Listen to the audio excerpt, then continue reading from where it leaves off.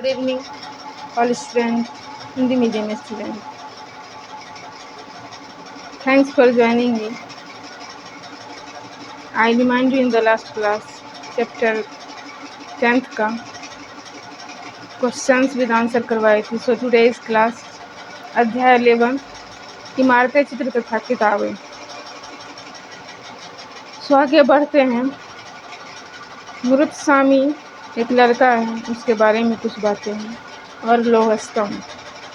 मुरुत्सामी आज बहुत खुश था जो पहिएदार कुर्सी में बैठकर उसका भाई उसे घुमाने कुतुब मीनार ले गया. जो वो देखा, प्रसिद्ध लौह स्तंभ के सामने धूल से भरे पथरीले रास्तों से रैप के सहारे यहाँ तक आना काफी मुश्किल था तथा इस अनुभव को मुरुत्सामी कभी नहीं भूल पाएगा. कुछ फैक्ट्स है धातु विज्ञान के बारे में. जो प्राचीन भारतीय धातु वैज्ञानिकों ने विश्व धातु विज्ञान के क्षेत्र में प्रमुख योगदान दिया था.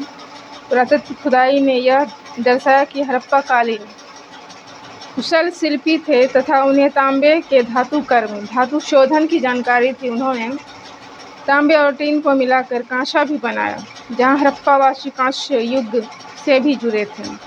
यही उनके उत्तराधिकारी लोह युग से संबंध थे. भारत अत्यंत विकसित किस्म के लोहे का निर्माण करता था. खोटा लोहा, पिटवा लोहा और ढलवा लोहा. तो आगे बढ़ते हैं. लौह स्तंभ. लुक एट दिस पिक्चर, जो कुतुब मीनार मेहरौली में स्थित है. तो आगे बढ़ते हैं.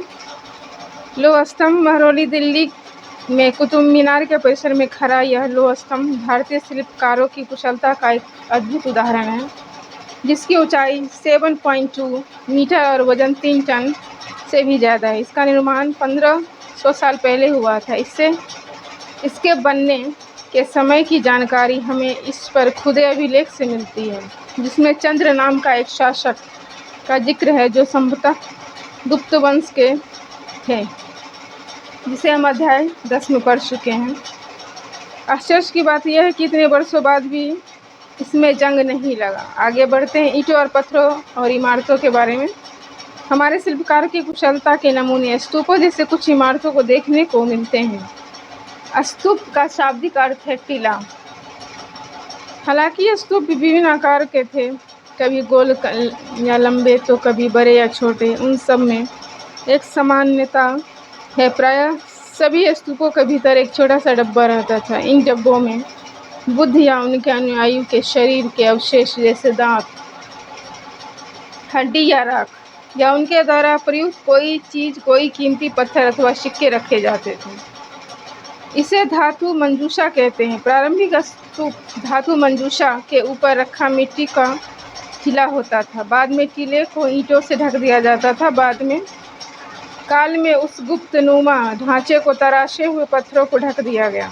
प्रायः स्तूपों के चारों ओर परिक्रमा करने के लिए एक वृत्ताकार पथ बना होता था, जिसे प्रदक्षिणा पथ कहते हैं. इस रास्ते को रेलिंग से घेर दिया जाता था, जिसे वेदिका कहते हैं. वेदिका में प्रवेश द्वार बने होते थे. रेलिंग तथा तोरण प्रायः मूर्तिकाल की सुंदर कलाकृतियों से सजे होते थे.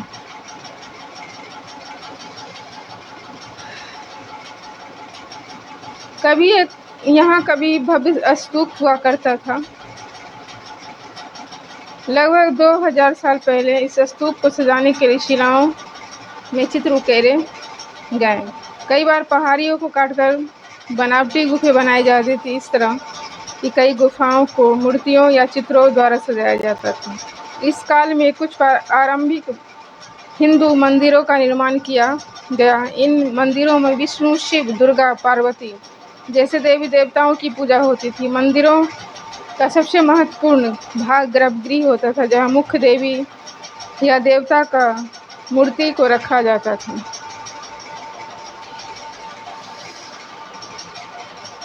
इस स्थान को पुरोहित धार्मिक अनुष्ठान करते थे और भक्त पूजा करते थे. अक्सर गर्भगृह में एक पवित्र स्थान के रूप में दिखाया गया. So look at this picture.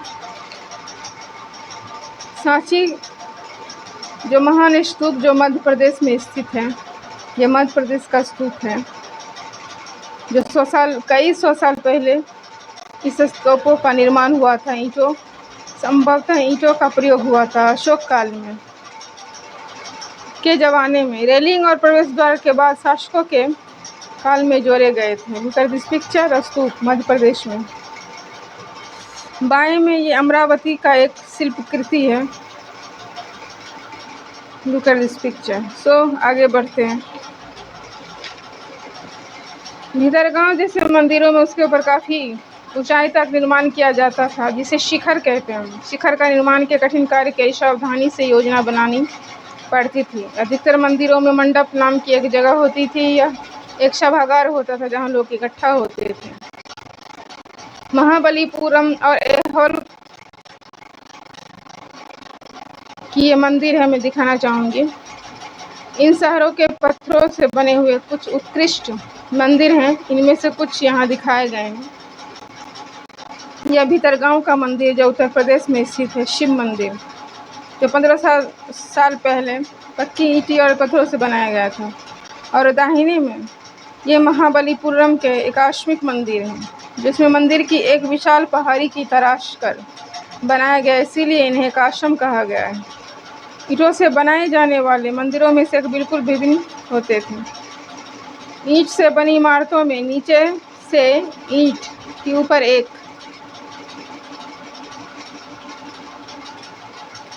तह जोड़ते हुए ऊपर की ओर ले जाते थे, जबकि चट्टान तराश कर बनाए जाने वाले मंदिरों को पत्थर काटने वाले ऊपर से नीचे के क्रम में बनते थे। और दाहिने में ये ऐहोल का दुर्गा मंदिर है। Look at this picture. Aihole का दुर्गा मंदिर है जो 14 साल पहले बनाया गया था। सो आगे बढ़ते हैं। स्तूप मंदिर किस तरह बनाए जाते थे? स्तूप तथा मंदिरों को बनाने की प्रक्रिया में कई अवस्थाएं आती थी। इसके लिए काफ़ी धन खर्चा होता था, इसीलिए आमतौर पर राजा या रानी ने उन्हें बनवाने का निश्चय करते थे। पहला काम अच्छे किस्म के पत्थर ढूंढकर शिलाखंडों को खोद कर निकालना होता था। फिर मंदिर या स्तूप के लिए सोच समझकर तय किए गए स्थान पर शिलाखंडों को पहुंचाना होता था। यहाँ पत्थरों को काट छाट कर तराशने के बाद खंभों, दीवार और चौखटों, फर्शों तथा छतों का आकार दिया जाता था। सबके तैयार हो जाने पर सही जगह पर उन्हें लगाना काफ़ी मुश्किल काम था। इस तरह शानदार ढांचों का निर्माण करने वाले शिल्पकारों का सारा खर्च संभवतः राजा रानी ही देते थे। इसके अतिरिक्त इन स्तूपों या मंदिरों में आने वाले भक्तों जो उपहार अपने साथ लाते थे, उनके इमारत की सजावट की जाती थी। जैसे हाथी दांत का काम करने वाले श्रमिकों के संघ ने सांची के एक अलंकृत प्रवेशद्वार तोरण को बनाने का खर्चा दिया था। इनकी सजावट के लिए पैसे देने वाले व्यापारी, कृषक, माला बनाने वाले, इत्र बनाने वाले, लोहार, सुनार। So look at this picture. बाएं उड़ीसा का जैन मठ है जो एक पहाड़ी को खोदकर इस 2 मंजिल इमारत को बना। ये दिल्ली का जो एक मूर्ति का चित्र है। सो आगे बढ़ते हैं। तथा ऐसे स्त्री पुरुष शामिल थे जिनके नाम खंभों, रेलिंग तथा दीवारों पर खुदे हैं। इसीलिए जब तुम इन स्थानों पर देखने जाओ तो याद रखना है कि इतने सारे लोग ने इन्हें बनाने और सजाने में अपना योगदान दिया था। चित्रकला।